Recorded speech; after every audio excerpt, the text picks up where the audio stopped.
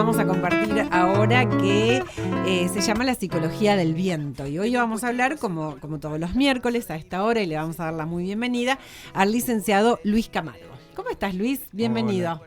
Gaby, ¿qué tal? Muchas gracias. Bien, muy un placer bien. estar de nuevo aquí. Bueno, ahí escuchamos un poco más la canción, que Sí, me encanta. hermosa. Tiene una linda letra, muy linda letra.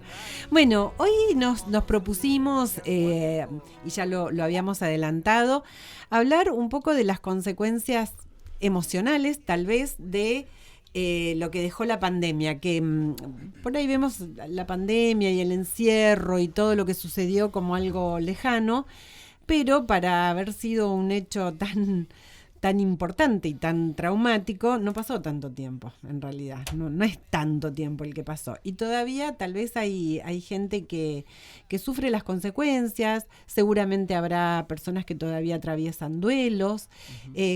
¿Cómo estamos y qué es lo que se ve en los consultorios, en las conversaciones habituales? Para empezar, lo que hay que decir es que efectivamente no ha pasado.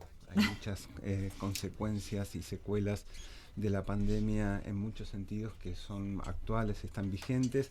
Y nosotros aquí en Tierra del Fuego por ahí no estamos viviendo como una especie de revival que tiene en el norte con el tema del dengue. Me parece que algo de ese orden está pasando.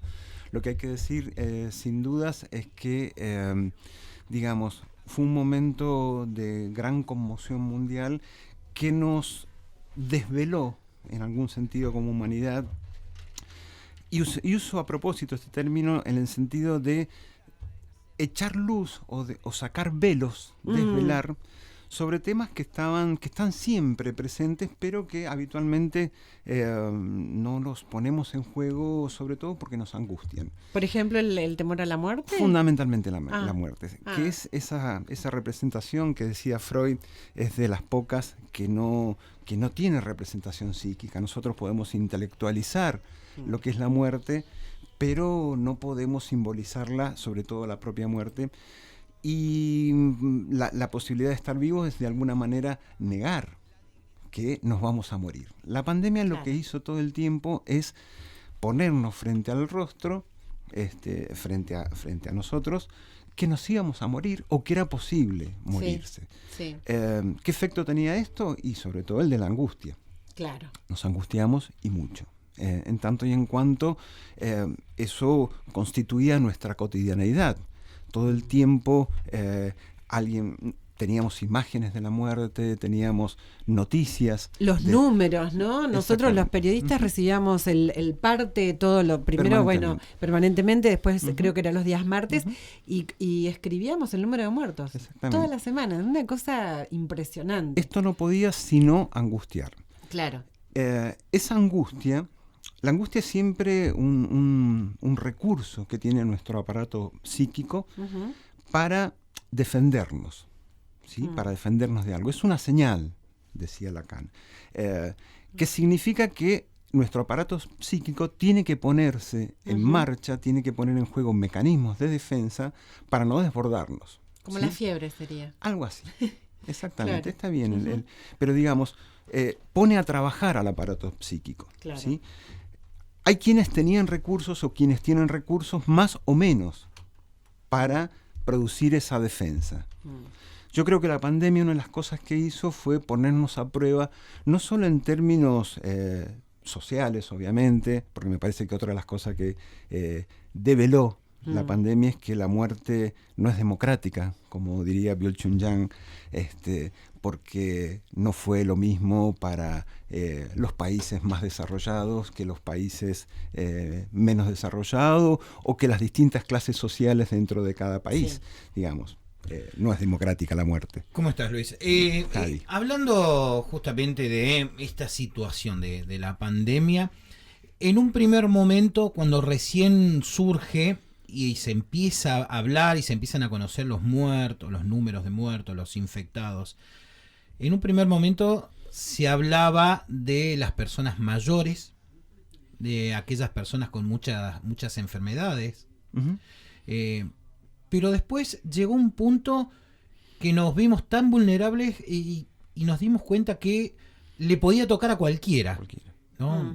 Llámese un pequeño, un chico de 10, 12 años, sano, incluso nos empezó a llamar la atención que deportistas, gente que hacía vida sana, terminaban falleciendo.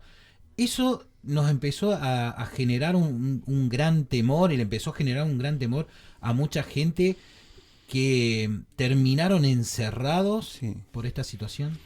Es cierto que cada estrato, no solo social, sino en cada edad o en cada etapa de la vida, quizás afectó de manera diferente.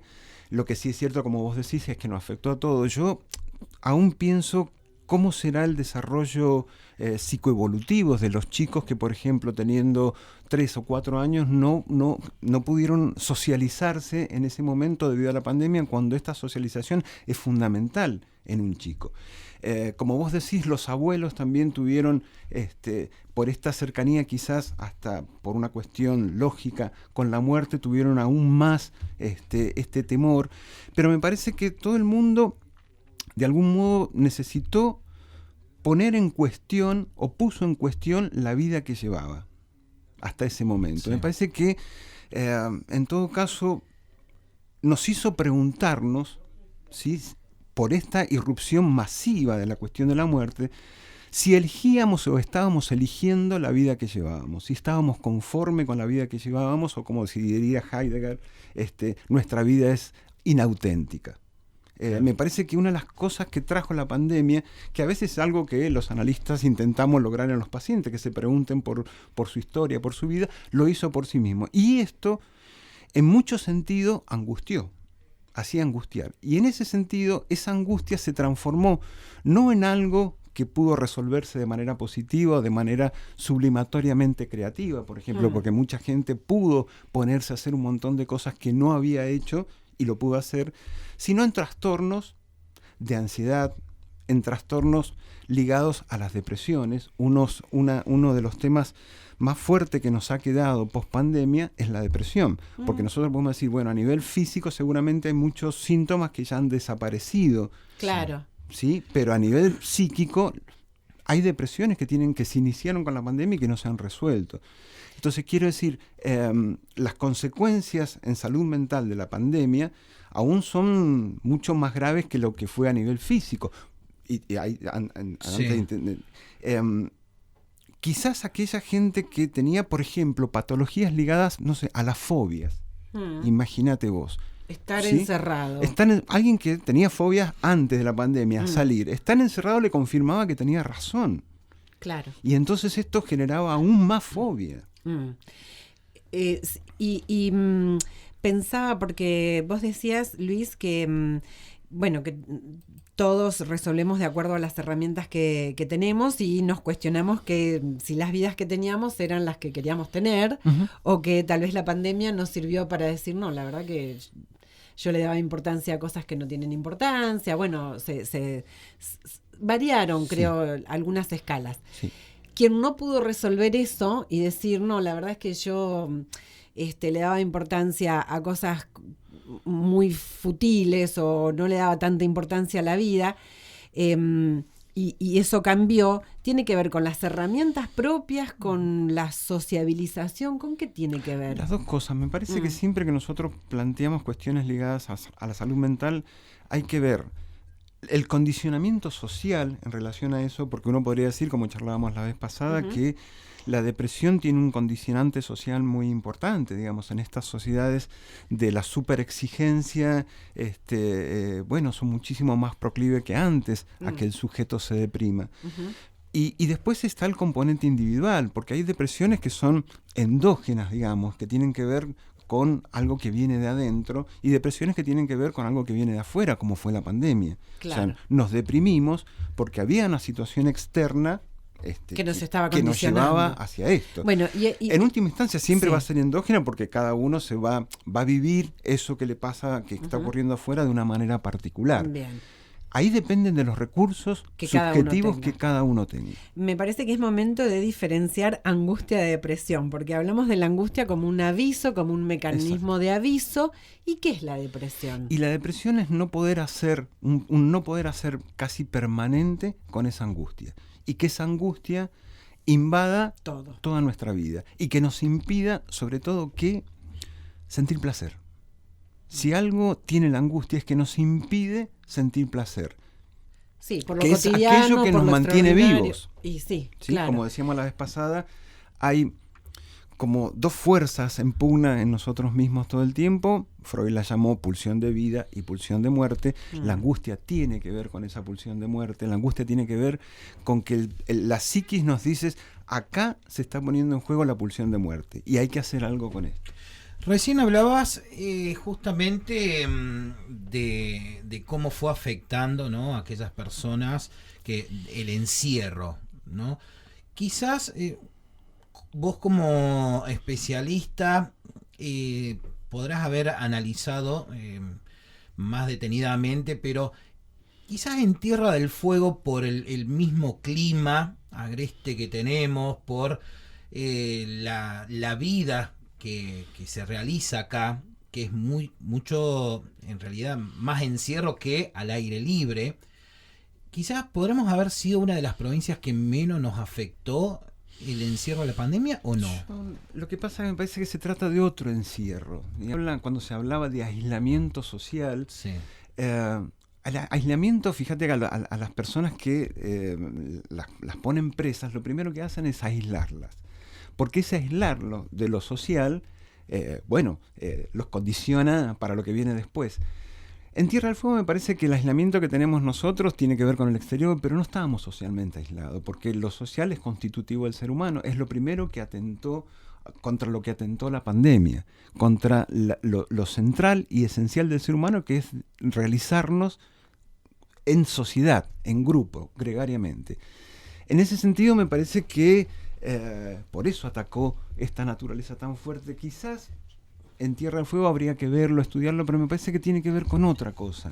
Que todo el mundo se sintió que de algún modo perdía esa virtud esencial que tenemos los seres humanos y que necesitamos, a diferencia de por ahí del resto de los animales, que es de vivir en sociedad. Se pierden las referencias. Fíjate que cuando uno está aislado no hay referencias del tiempo, del espacio, no sabíamos, digamos, esa crisis fue no solo una crisis de identidad, como hablábamos el otro día, sino de referencias. Claro. Generó un importante crecimiento en las consultas a profesionales en la materia. Sí. Hubo más consultas, que también implicó toda una modificación de los analistas de cómo trabajar. Porque claro, incluso era de forma virtual.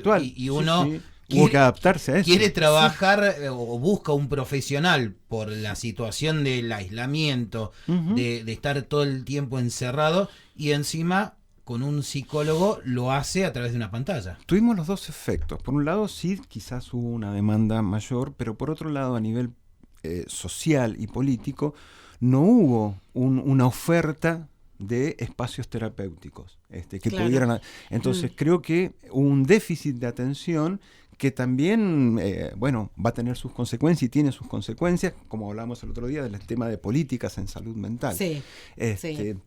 Me parece que eso no ha pasado. Me parece que una de las cosas interesantes que nos puso en juego esto es, como decía antes, que nos preguntamos por aquello que queríamos, y muchas veces el consultorio suele ser un espacio donde eso se puede poner en juego, y la pandemia llevó a esto. Bien, yo me acuerdo que una de las frases que quedó de la pandemia, más allá de las primeras reacciones, los aplausos a los agentes de salud, bueno, todo lo que pasó en relación a lo estrictamente sanitario, pero todos teníamos la sensación de que íbamos a salir mejores, ¿no? Era como una, no sé, yo creo como una esperanza, como una ilusión de que esto nos iba a reconvertir en algo mejor. Y en realidad me parece que cuando todo terminó nos dimos cuenta que además de que nos quedamos solos en algunos casos, o que hubo muchas personas que perdieron a sus seres queridos, mostró que en realidad no estábamos mejor, que mostró, quiero decirlo muy entre comillas, lo más miserable de lo que somos, ¿no? En ese sentido me acuerdo una película que fue absolutamente anticipatoria, que fue la película de Steven Soderbergh, Contagio. Every waking minute. In between, we're touching doorknobs, water fountains, and each other. Beth. Mom? No, go up to your room, honey. So we have a virus with no treatment protocol and no vaccine at this time. You had a seizure this morning, Beth. She had a history of seizures, allergies. As of last night, there were 32 cases. Unfortunately, she did die. Right. So can I go talk to her? Mr. Amoff, your wife is dead. Que fue filmada en el 2011 y que mostraba claramente lo que podía pasar con una pandemia a nivel mundial, que fue una película que se vio mucho en la pandemia, pero que mostraba esto, lo más oscuro del ser humano, como también lo más brillante, ese punto donde se podía poner en juego cierta solidaridad. Yo creo que a nivel social y comunitario en general no salimos mejores. No hemos salido mejores, digamos. Esta miseria humana se sigue poniendo en juego. De hecho, hubo una guerra saliendo de la pandemia, se produjo una guerra que casi tuvo ribetes mundiales. O sea, no aprendimos nada a nivel social de esto. A nivel individual, y depende de cada uno. Depende de cada uno. Yo creo que hay mucha gente, fíjate que hay vínculos que se desarmaron, que dijeron en relación a esto de si elijo aquello que realmente estoy queriendo, si deseo aquello que quiero, hay vínculos que se desarmaron porque dijeron, bueno, esto al confrontarme con esa finitud de la cual yo soy parte, porque me puedo morir en cualquier momento, y bueno, quizás tengo que manejarme de otra manera. Quizás ahí se iniciaron consultas, quizás ahí se tomaron decisiones relativas a de qué modo vivir, pero eso me parece que fue más individual y dependiendo de la estofa de cada sujeto. Claro. No social. Claro. ¿Y te parece, Luis, que vos mencionaste a los chicos chiquitos que en su constitución tienen que tener sociabilidad necesariamente? Hablamos de los adultos y adultas mayores que tal vez eran un grupo de riesgo por sí mismo. A mí particularmente me preocuparon o me siguen preocupando los adolescentes que perdieron contacto con el exterior, que se apantallaron completamente, que perdieron posibilidades educativas porque fue deficiente la educación y que en muchos casos abandonaron carreras, ¿no? Por estar lejos. ¿Te parece que ese sector fue de adolescentes y jóvenes los más afectados? Todos fuimos afectados, cada uno a su manera. Por ejemplo, yo recuerdo que muchos adolescentes y jóvenes sufrían la imposibilidad de hacer su viaje de egresados, ¿sí? Esta otra cosa que tuvo la pandemia que nos sacó rituales. No podíamos enterrar a nuestros muertos, ¿viste? Digamos, y en los adolescentes algo de esto también se jugó, que perdieron quizás el último año, sin mencionar cuestiones, por ejemplo, ligadas a la sexualidad. También. ¿Cómo cambia o cómo cambió la pandemia los modos de relacionarse con la sexualidad? Cuestión fundamental en la etapa de la adolescencia porque implica toda una exploración, lo importante del vínculo con el otro, más allá de lo virtual, porque estamos hiperconectados y hipervinculados, pero no comunicados, generando sociedades más personales. O sea, eso es otra cuestión, ¿no? Entonces creo que sí, que estuvieron afectados particularmente. A mí me llamaba la atención y me generaba mucho impacto, y los otros días lo charlábamos, recorrer la ciudad, porque nosotros, tuvimos un trabajo que nos permitía estar en la calle, además que teníamos que cumplir una función más social dentro de la comunicación, del periodismo, y ver a personas cuando uno recorría, que corrían la cortina y miraban desde adentro con temor, ¿no? De adentro de las casas, incluso, tenían las rejas, tenía un jardín, la ventana, las cortinas, y miraban todos asustados, principalmente la gente mayor, ¿no? Los abuelos, las abuelas, que miraban desde las cortinas de cada una de las ventanas. Como una imagen de la peste, ¿no? Una cosa así. Fue una imagen que realmente asustaba en ese momento y que hay mucha gente que ha quedado igual. Fíjate que estás mencionando un concepto que tiene que ver con la salud mental, que es la paranoia, que habitualmente se asocia a la psicosis, que es este temor al otro, esta ideación que tiene muchas veces la psicosis de que el otro, nos va a atacar y que pretende nuestra destrucción.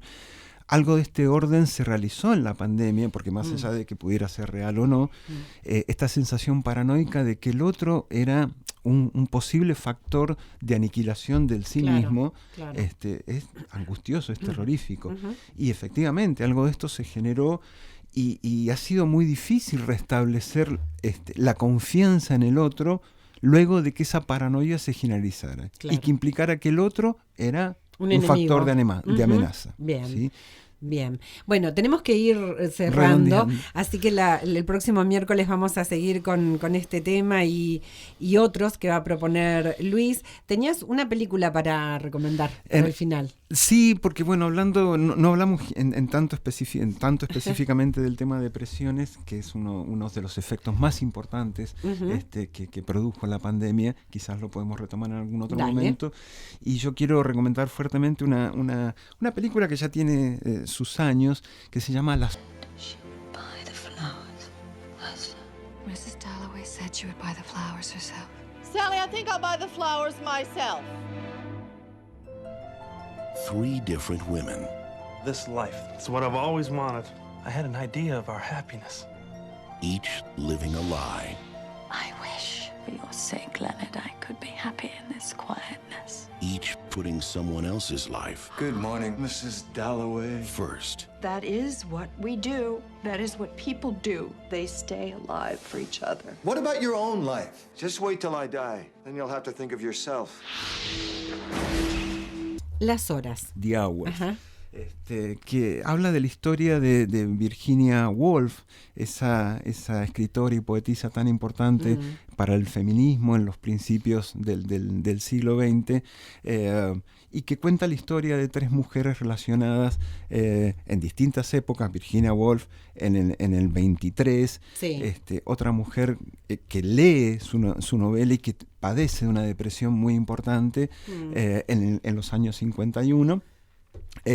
Y finalmente una tercera mujer interpretada por Meryl Streep, pero que maravillosamente, la otra es Julianne Moore, la de los años 50, que también entra en conexión con esto. Es un día en la vida de estas 3 mujeres, pero que muestra de una manera absolutamente magistral y poética lo que pueden estar pasando personas por procesos de depresión importante, con ideas suicidas. De hecho, Virginia Woolf se suicidó. Es una película bellísima, la recomiendo mucho para verlo, y después se pueden trabajar mucho estos temas ligados a la autoestima, a la depresión, y hasta incluso el suicidio. Bueno, muchísimas gracias, Luis, y nos vamos a encontrar el próximo miércoles.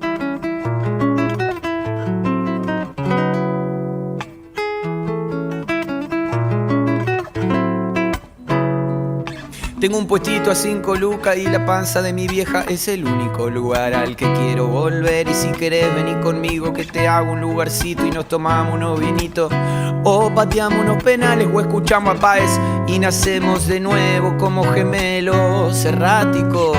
Vamos a construir un parque acuático, qué buena pinta.